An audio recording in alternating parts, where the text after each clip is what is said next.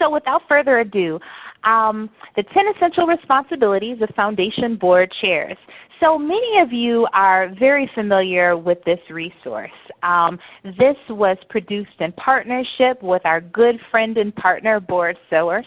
And today we are so excited to be joined by Vernetta Walker, who is the Senior Governance Consultant for BoardSource and formerly the Chief Governance Officer at BoardSource. And with that, I would like to turn it over to Vernetta for our presentation today. Thank you so much, Elizabeth. And let me just confirm, can you hear me okay?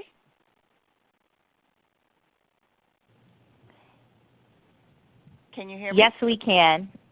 Okay, perfect. Thank you. Just thought I would do that check.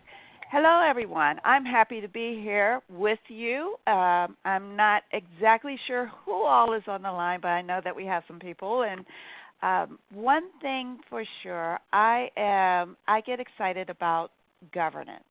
So I'm very pleased to be able to present this webinar for Foundation Board Chairs. And with that, I'm going to get started. Vernetta, if I could just pause Yep. for a quick moment. One thing I forgot to share, and Vernetta probably is going to share that in just a moment.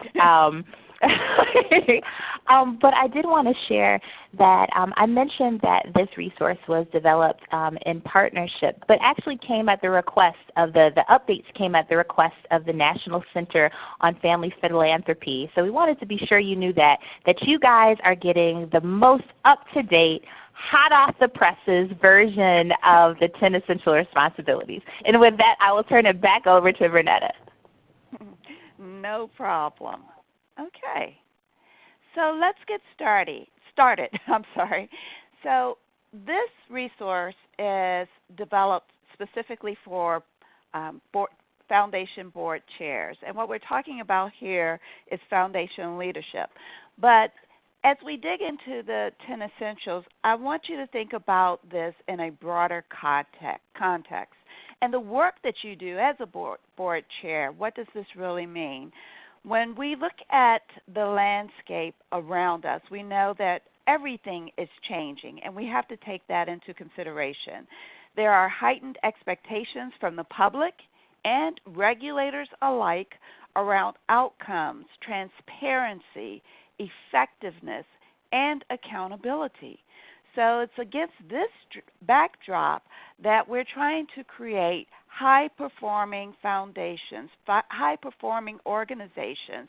And while there are many considerations that factor into performance, the board chair undeniably is one of them. You might say the most important, but I'm at least going to put the board chair right up there at the top in the top three, because I don't want to discount our chief executives if your foundation has a chief executive, and who knows, maybe the founder is still around.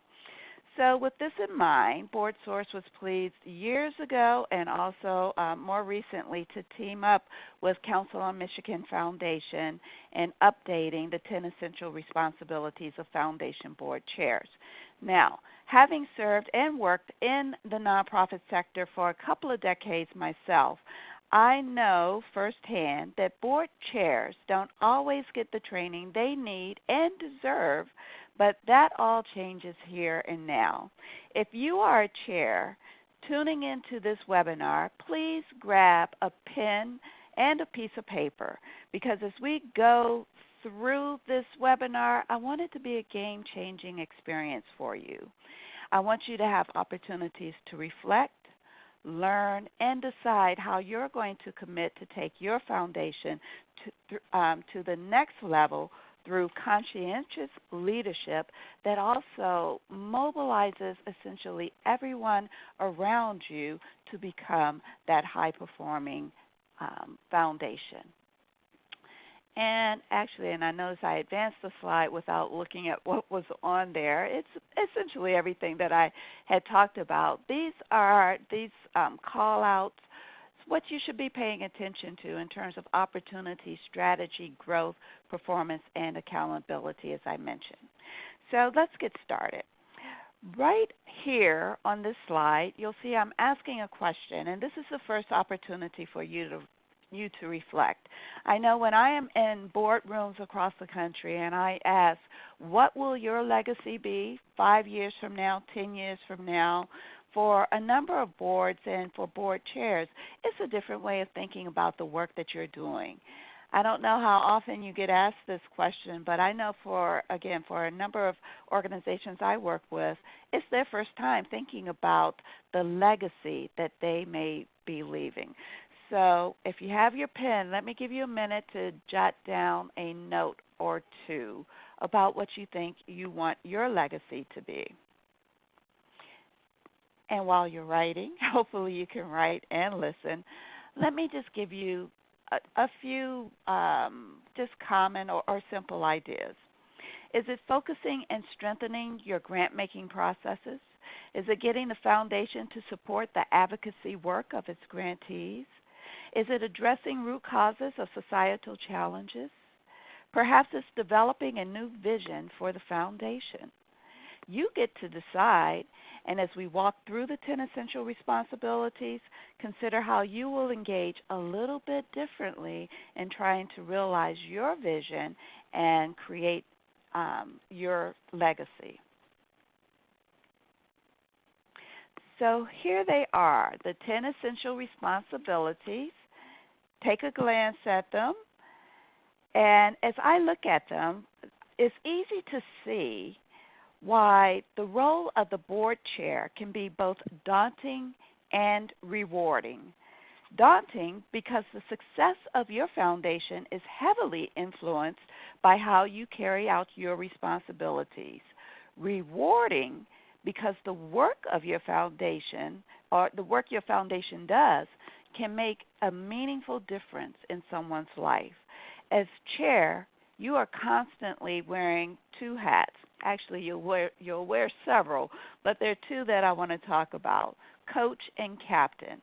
As coach, you'll provide guidance to the trustees and staff, if there is a staff, and as captain, you'll provide support, encouragement, and leadership to the board and foundation, and publicly in the community, you'll be providing support and guidance.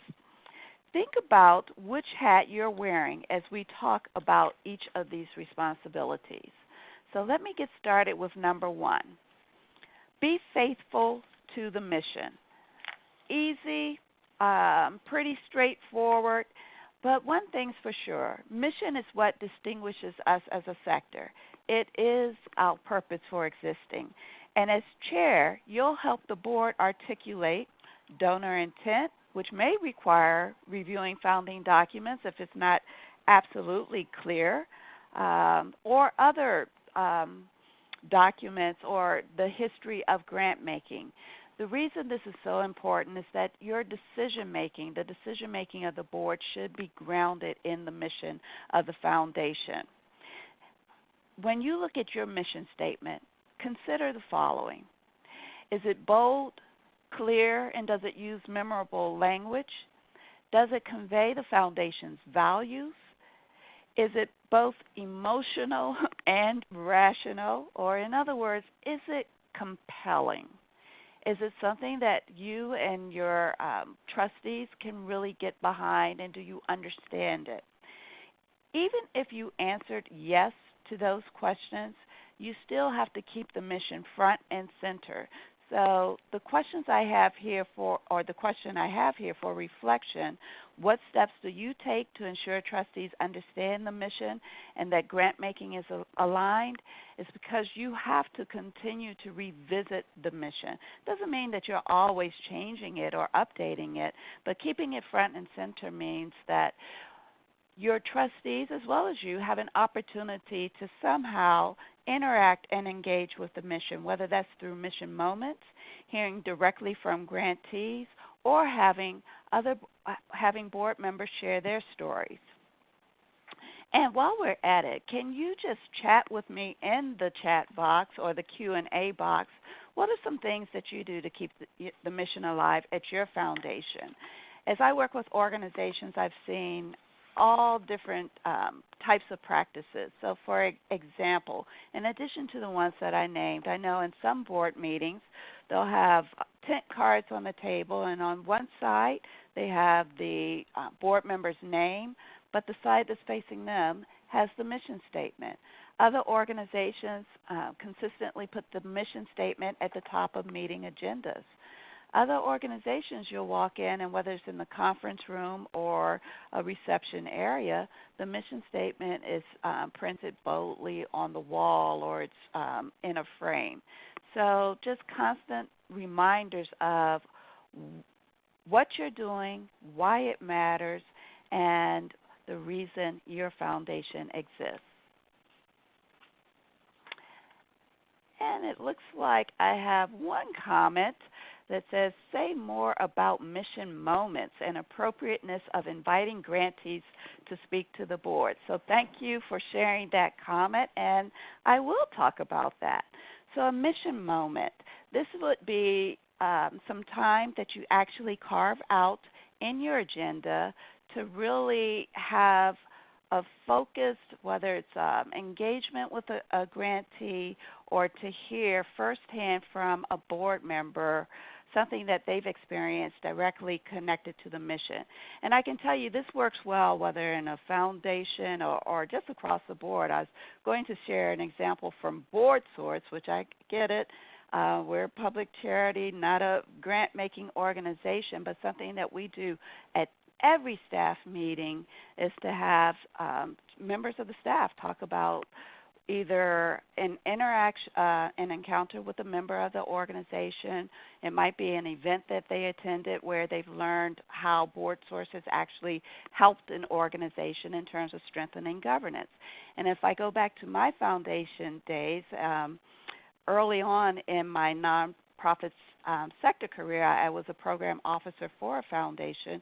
We would bring in grantees, and our board met quarterly, and to hear the stories about how our funding had enabled grantees to carry out their services. Those stories were so meaningful and compelling. As a program officer, the grantees did a lot more in terms of helping to make the case for our board members, which at this point in my career, I was with the Florida Bar Foundation. So a lot of the work that we funded was around justice issues or really providing civil legal services for individuals who couldn't afford it, but to understand how that made a difference in the everyday lives of individuals that we were serving. Just hearing from them directly really encouraged the board members to, in terms of their commitment to the organization and just deepening their passion for the work that we were doing. So it was so important. Okay. Another thing that I wanted to talk about in terms of being faithful to the mission, really just actually, I'm sorry, helping other trustees align their thinking and understanding of the mission. So here's the thing. We can read a mission statement, but to experience it and to understand if there's a shared vision for how you're trying to carry out that mission is very important. It's important as well. That will also help guide you in terms of planning for the future. So on this slide, not sure how that we got overlapping text, but this is about the second element, guide the grant-making strategy. This is why you want to make sure that your mission and vision is aligned and that there's a shared understanding. To be a high-performing foundation, you must be strategic in everything that you do. So that includes deciding on the best strategies to accomplish the mission. And foundations will use varied approaches, including you might fund a new program that's being piloted to see if it can be replicated, if they're producing results. serving as a convener for organizations trying to tackle specific issues, or even collaborating with other funders to effect change. Those are just a few examples and ideas. You might also share with your grantees and your community lessons learned. When we think about grant-making strategies, sure, it's about policies and processes, but we can't forget to communicate what we're learning, which will also help, in turn, inform our strategies. Going to move to number 3, keep us moving. Map out the future. Mapping out the future requires a willingness to be adaptive. It is so easy to become complacent and fall into certain patterns and routines, but you can't do that if you want to be high performing. So as board chair, you want to make sure that your foundation is conducting internal and external scans as appropriate, using your business plan and annual plan, and identifying where the opportunities lie. But as you'll see here in this first bullet, we talk about ensuring ensuring strategic planning and thinking. So I want to be very clear and distinguish these two. It wasn't that long ago that we would talk about strategic planning and organizations would engage in strategic planning maybe once every 5 years. Certainly that has changed, and I don't know when the last time was that I saw a strategic plan that projected out more than 3 years. Strategic thinking, however, is something that should not be episodic. In other words, every time your board gets together, you want to ensure that they have an opportunity to engage in forward-looking activities, not just reviewing what has happened in the past. So as board chair, when you collaborate or when you meet with the chief executive, when you're designing the agenda for an upcoming meeting, think about this. Is that meeting or is the agenda infused with questions that will require trustees to bring their intellectual capital to the meeting? Is it a forward-looking agenda, or is everything gazing through a rear-view mirror? As the board chair, you want to make sure that there are opportunities to tap into the individuals around the table, right, to really get a sense of what's changing, what are they hearing, what are they learning, and what needs to be shared with the group as a whole. Additionally, as you're thinking about mapping out the future, and I want to highlight this with special emphasis because it's so important, are there voices that are missing from your table that need to be included? So even if these individuals or the voices that are missing aren't on the board, how will you hear from different constituents or community members that you're trying to serve? How will you bring their voices into the planning process? So the reflection on this slide, how do you monitor and measure progress against your strategic plan? That's one question. And also, whose voices and whose experiences do you need to learn about to help inform the work that you're trying to do? I hope everyone is writing, utilizing your paper, and reflecting on some of these questions. So our fourth essential responsibility, stay focused on financial and legal compliance, overseeing the financial operations and policies and ensuring compliance. As stewards of the organization, you're charged with protecting the assets. And this requires, at a minimum, reviewing financial performance regularly. So you might ask, what is regularly? I would say at a minimum quarterly. Now you might have a finance committee that's reviewing the finances of your foundation on a monthly basis, and that's fine, and you may share that information monthly. But like I said, at a minimum quarterly. And if there's anyone who's only looking at the finances annually, you might have a problem in that area. Also, in terms of your financial oversight, ensuring that there's an annual audit, and the board should meet with the auditor without staff present. Now, this is a lesson that we get from Sarbanes-Oxley. There were a lot of lessons learned, and certainly having this opportunity for the board or a committee of the board to engage with the auditors is a best practice. Also, on your watch, establishing investment policies and monitoring performance. Okay?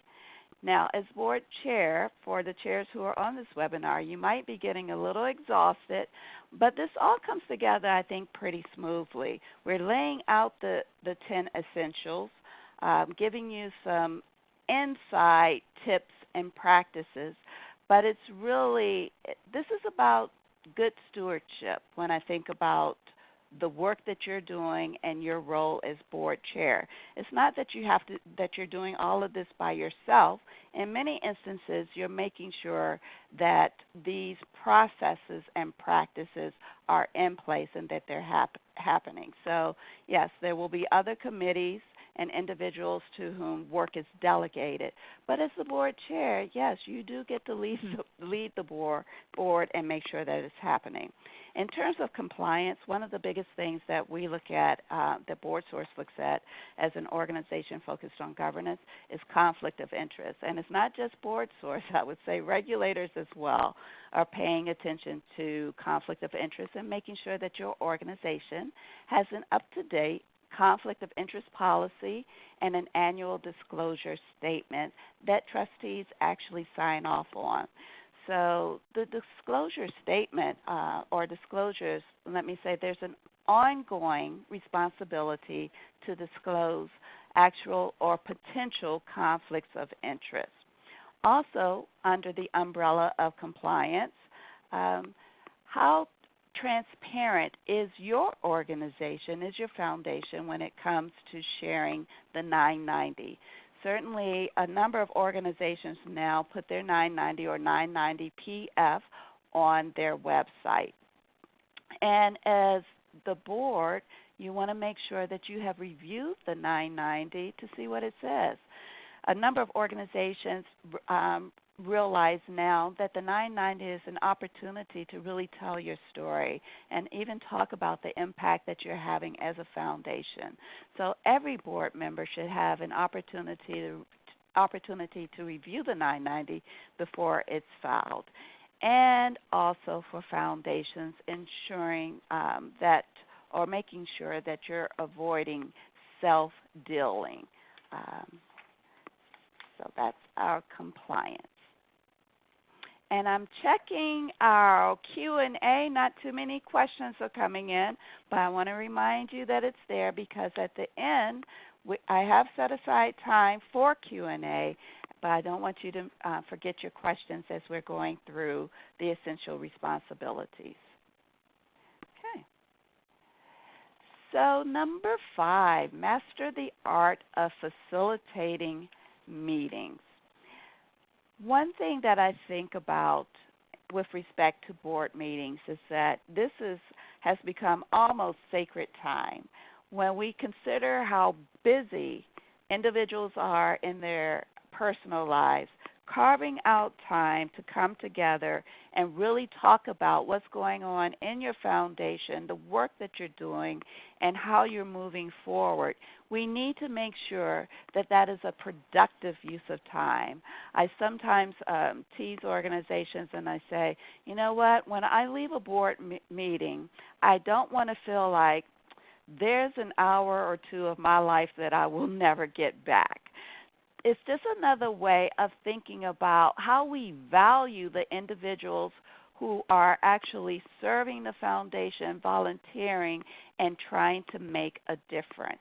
So when they come together, you want to make sure that you have an agenda that's actually worthy of the individuals around the table. And facilitating the meetings, how are you going to make sure that everyone is heard, everyone has an opportunity to engage, and that might require mixing things up a little bit.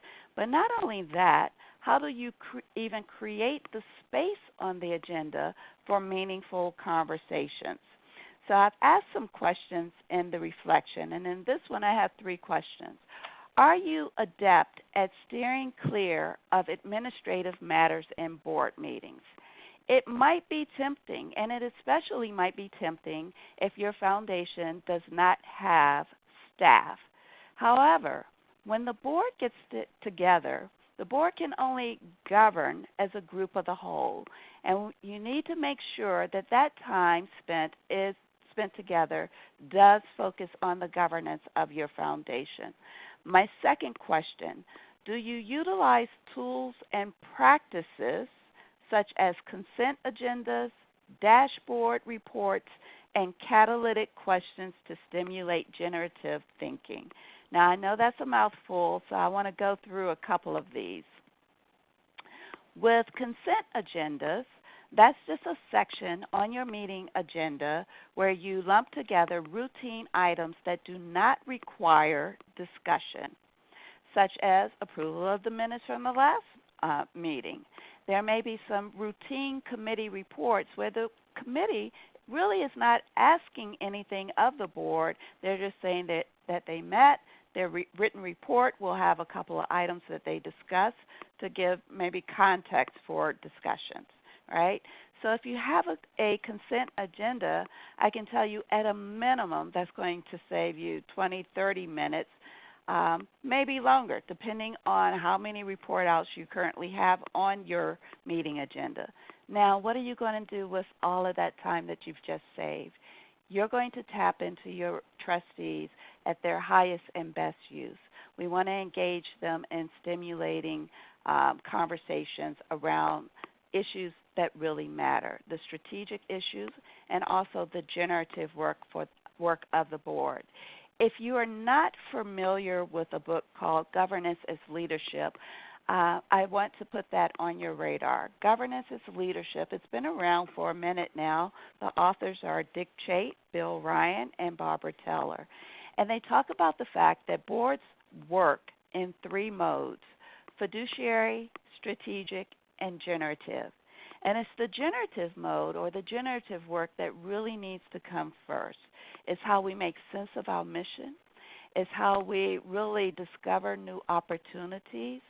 And it's a way of engaging board members or trustees in framing questions and asking really catalytic questions that help us discover what we should be doing to really carry out the mission.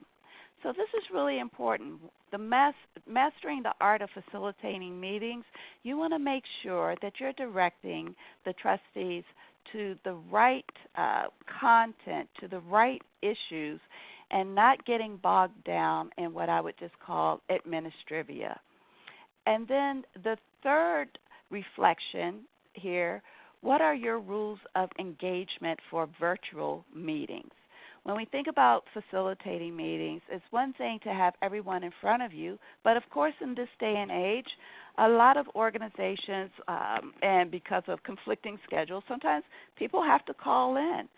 Don't take it for granted that everything will run smoothly when you're working or dealing with virtual meetings. Set up protocols, right? And as board chair, I am actually placing this responsibility on your plate, not that you have to develop it if there's staff in place, but making sure that certain protocols exist. So, for example, if the meeting starts at 6 o'clock p.m., one of your protocols might be that everyone should be on the line or in the Zoom room or whatever technology you're using at least 5 minutes ahead of time. If your trustees are in different areas, it's really helpful to use video. Most laptops and mobile devices have cameras right on them. And it's a nice way to connect to individuals who are not in the room, and it also cuts down on some of the multitasking. So that's the art of facilitating meetings. And number 6, I just want to acknowledge that a couple of more questions are coming in, and I will definitely circle back at the end of the 10 essentials. So number 6, connect the dot between board, committees, and task forces. And connecting the dots here, this is really about engaging the individuals who are serving on the board. And my reflection question, what steps do you take to ensure trustees understand the mission and that grant making is aligned? And I know we've seen that before. Engaging the individuals in the work is one of the best ways to really understand the programs of the foundation, the work that you're funding, and to understand better the impact that you're having. So I'm wondering if you can chat with me just a little bit about what are some of the committees that you have in place. And on this slide, we talk about committees and task forces. I want to be perfectly clear that they are not the same. Committees are for ongoing work that doesn't have an end date. So making sure that you have the right committees for the board to engage appropriately. Task force is a little different. You might have a special project or something that will actually have an end date. It's a great opportunity for individuals to get in, roll up their sleeves, accomplish that special project, and then the task force goes away. So with the task forces, which have really become more popular recently, boards and organizations understand that it's a great way for trustees to make a contribution, feel as though they have actually accomplished something without an ongoing commitment when it's not needed. We see task forces and ad hoc committees for things such as strategic planning, or it might actually just be investigating or looking at a new program and opportunities. So there are lots of ways that we use task forces and ad hoc committees. Connecting the dots additionally in terms of assessing the needs. With every committee, you want to make sure that there is a charter so that the individuals who are serving understand what is being asked of them. So that's going to help in terms of ensuring effectiveness and the work that's being done. Make sure that there are reports so that the full board can really be kept up to speed. This doesn't mean reporting out at every board meeting, but written reports as a part of the board packet is really important. Number 7, build a board that is strong and engaged. My questions here for reflection. What voices and perspectives are missing from your boardroom? How do you set expectations for trustee engagement, leadership, and ongoing development? In terms of cultivating your board, and I want to pause and just acknowledge that I understand with family foundations, in terms of cultivating the board, it might be a little bit different. But again, back to my statement of high-performing boards are strategic in everything that they do. They're very strategic in terms of setting expectations. So ensuring that the board is strong and engaged, there are a couple of things that we need to keep in mind. How are you setting expectations for board performance, for board engagement, in terms of attendance, in terms of if they're on committees, actually doing the work and showing up, in terms of staying abreast of what's going on in your particular field of interest. Continuous education is really important for all of our nonprofit leaders, and that includes our trustees. So if you're addressing issues and trying to create or effect change, what's changing in your field that you need to know about?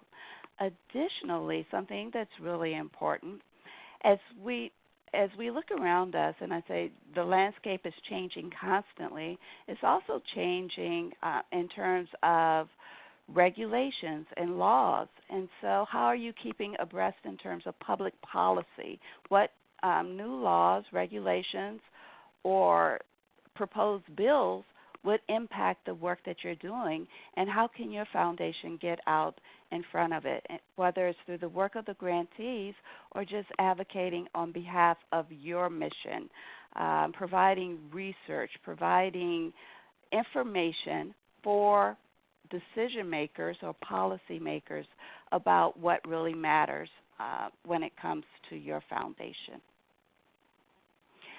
Number 8, communicate with the public. Reflection, and I keep going straight to the reflection items because I think that's really important. What is your foundation's public persona? Have you taken a step back to think about that? How are you perceived by your grantees? What will they learn about you from your website, social media, even your GuideStar profile? And are all trustees briefed on external communication etiquette? What does that mean? Who's the spokesperson on behalf of your foundation? And it's not every trustee. Certainly as board chair, you might share that role with the chief executive, or it might be your role exclusively if there's no staff. But you need to be clear in terms of setting expectations regarding public communications.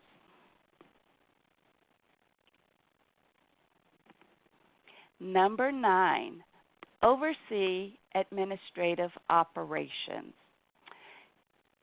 And my 2 reflection points here, is there a succession plan in place for the chief executive, and is there a formal annual review process for the chief executive?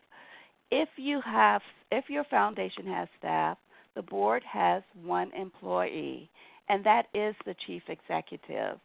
Having clarity about the roles and responsibilities and how you partner with and support the chief executive is really important. In another publication, The Source, 12 Principles That Power Exceptional Governance, the first and most important principle is building a constructive partnership with the chief executive. That means understanding how you will work together, and for the board chair, that's a critical relationship. It requires trust. It requires ongoing communication. It requires operating in an environment of no surprises. These are things that we look for to build and deepen the partnership. And as we talk about succession planning, you want to make sure that the foundation is always prepared to move forward, even whether it's for what we call departure-defined succession or emergency succession. You don't want to leave the foundation vulnerable to perhaps a knee-jerk reaction should the chief executive decide to leave, or if something happens. So what's required in terms of the succession planning? This is about thinking about the sustainability of your foundation. Do you have your house in order? And as the board chair, this is something that you want to think about. And what does it look like to have the house in order? Do you really understand, or in terms of strategy, where the foundation is headed? Is there bench strength at the staff level? Going back to mission and vision, is there alignment amongst the trustees? So succession planning is more than just identifying or planning for the next individual who might lead the foundation. It's thinking about the foundation more holistically in terms of what needs to be put in place to ensure that the foundation is prepared for a transition. The second reflection there in terms of an annual review process for the chief executive. This helps to establish and set goals for the upcoming year to determine or ensure that the board and the chief executive are on the same page in terms of where the foundation is headed, and to provide the support that's needed for your one and only employee. Assess performance. So we talked about assessing the chief executive, but how about the board, and bigger picture, how about the impact of the organization? So the last essential responsibility that we have for you as the board chair is to make sure that your board is doing what it's supposed to do and really understands its roles and responsibilities. Assessing the board is an opportunity for the entire board to really see, does perception meet reality in terms of board performance? It can be educational to engage in a board self-assessment process, and indeed it is used for improvement. A board self-assessment is never about just creating a report card. It's about saying, where can we strengthen our operations? Remember, individuals serve on a board because they're passionate about the mission and the work of your foundation. If there's an opportunity to improve the work, improve your impact, wouldn't you want to know? And that's what the assessment is all about. And assessing impact, that's really looking at your programs. Are there programs or areas where perhaps you should stop funding?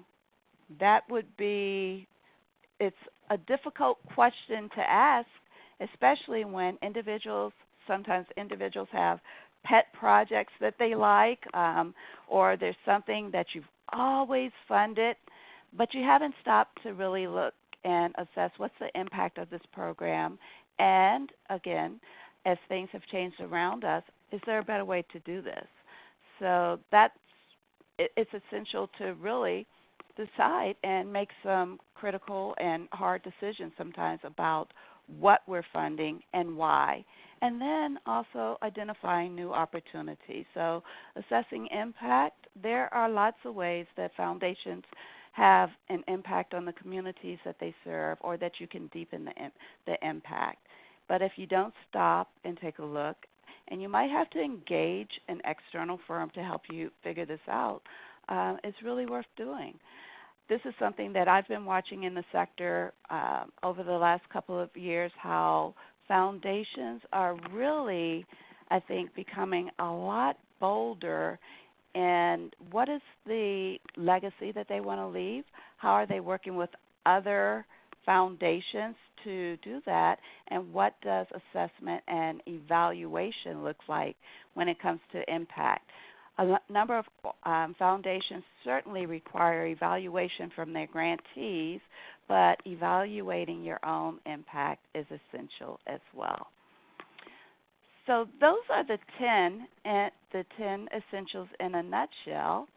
And I added this slide just to show where there's alignment between your role as the board chair and also the role of the chief executive, alignment and differences.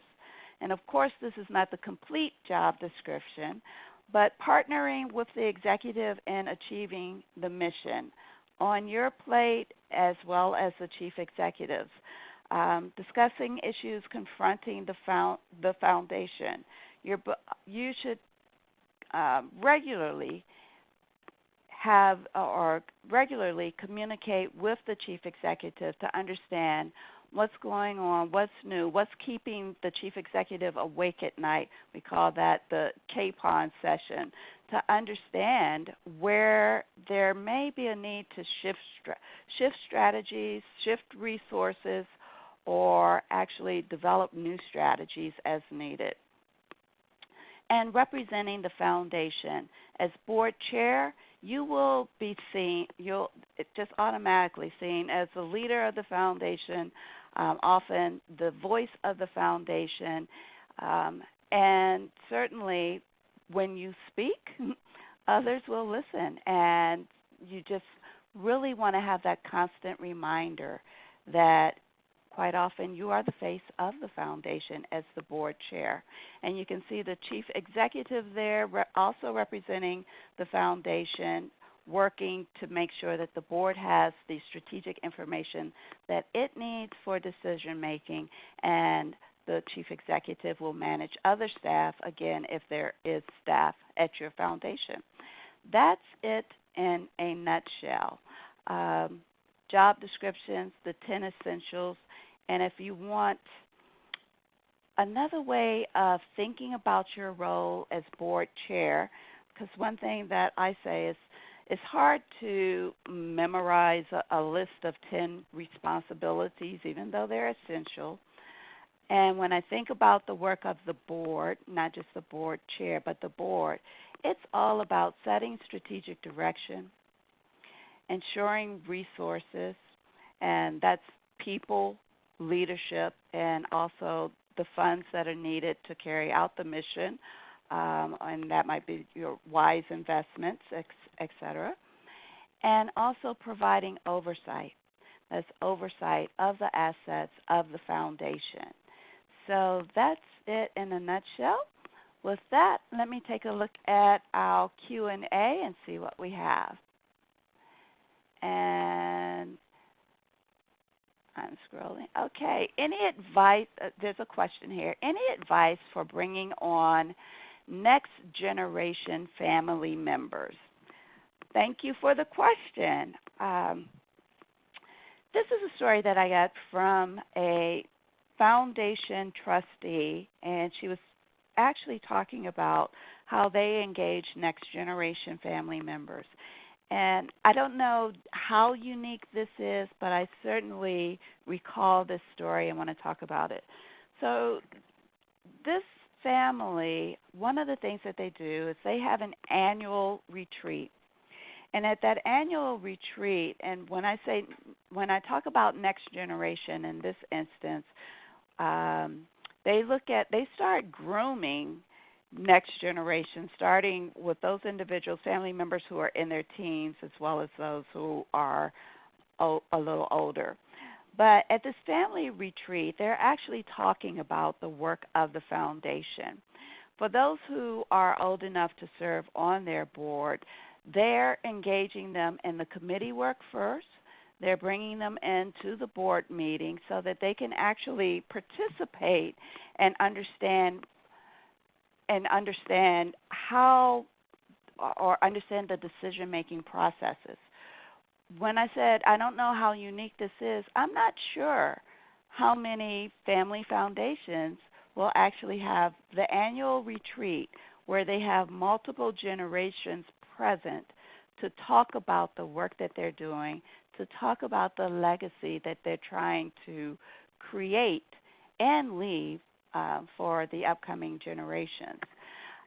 Even if you're not having a retreat, as you're thinking about the next generation and who might be a really good trustee, I would urge you to consider inviting these individuals to, number one, serve on the committees if your board has committees. If not, invite individuals to the board meetings so they become acquainted with how you're operating, and there's a familiarity with the business of the foundation. Another question, will you please send a copy of slides to us? So Councilor Mitch, the CMF has the slides, and I am sure that they can share the slides with everyone. All slides will be made available, and we will also have a recording available for everyone. Okay. And let's see, here's a question. As board chair, I serve on many boards. How should I handle conflict of interest in the minutes? Is abstaining enough? on many boards. Okay, so conflict of interest, also referred to as duality of interest. This is what's most important. So abstaining might not be enough. Um, First, we have to recognize the conflict, and when I say recognize, actually disclose. What's required of us is that we disclose, and that's just saying that you might have a personal interest. As trustees, you're required to put the interests of the foundation first, above your personal interests or personal agenda. So if you have an interest in, it might be a transaction or a matter, you have to disclose that. Yes, and if it is a transaction, you need to abstain from voting. Here's where I would go a step further in terms of a conflict of interest. A number of boards or organizations by policy, some of will have the individual leave the room. Others will say that the person can stay, but they cannot just participate in the conversation. They might have them stay, and if the board would like to have that individual address a specific question. What we want to think about is we want to consider how will the transaction be perceived by the public. Call this, is there an appearance of impropriety?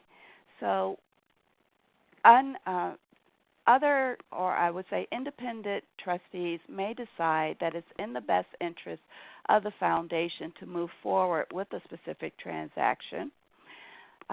But how will that be perceived externally in terms of the image and reputation of your foundation?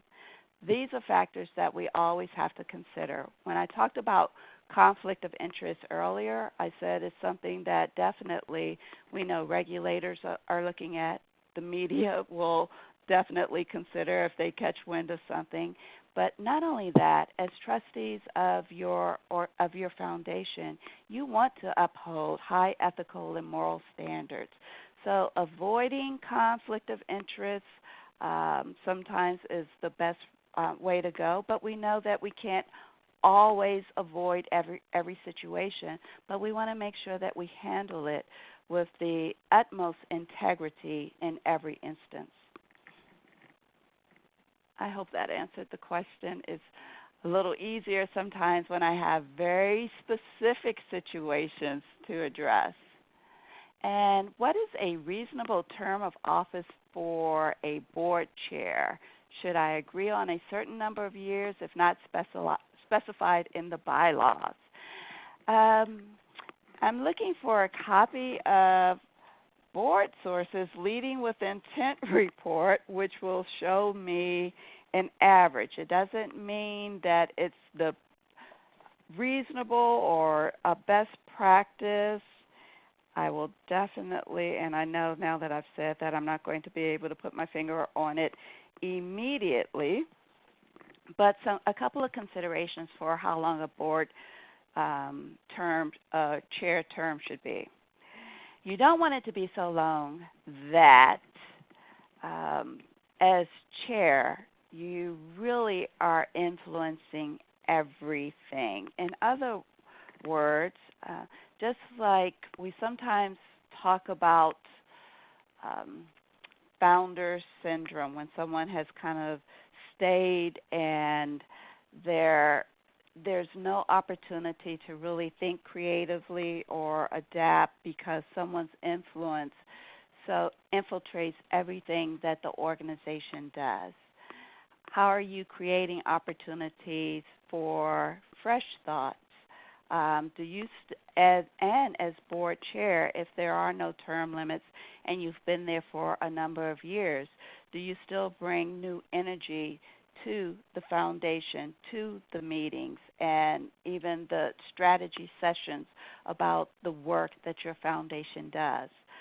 This, taking a step back and asking those questions honestly and thinking about it with a good bit of, I'm going to say, not vulnerability, but just even honesty and reflecting on how you're leading your foundation. It's really important. If you no longer, or put it like this, it's not that you aren't bringing any energy, but is there also an opportunity to start cultivating the future leadership of your foundation at the board level? So when I think about, what's a reasonable number of years as opposed to what we see in practice. In practice, in terms of bylaws, we see board chairs serving for 2 years, 3 years, and maybe it's renewed once. That still is a good bit of time to really carry out an agenda that serves the foundation without, I think, getting into a rut where now we're not even listening to others because everyone is deferring to that board chair just because of their longevity. And we can't discount how longevity plays out in terms of the deliberations in the boardroom. That's a great question, so thank you. And I think, and Elizabeth, tell me if I'm wrong, I think that was the last question in our Q&A. Wonderful. Thank you so much, Vanetta, and thank you everyone for joining us today. Following the webinar, you'll also receive a copy of the link that takes you to the actual document. You can also find that through the CMF website if you do a search and type in the 10 Essentials, but we're going to make that easy for you and make sure you have a direct link. Again, we want to thank you for your time. Bernetta, we want to thank you and BoardSource for joining us today, and we look forward to seeing you at a program or webinar soon. Thank you so much, everyone.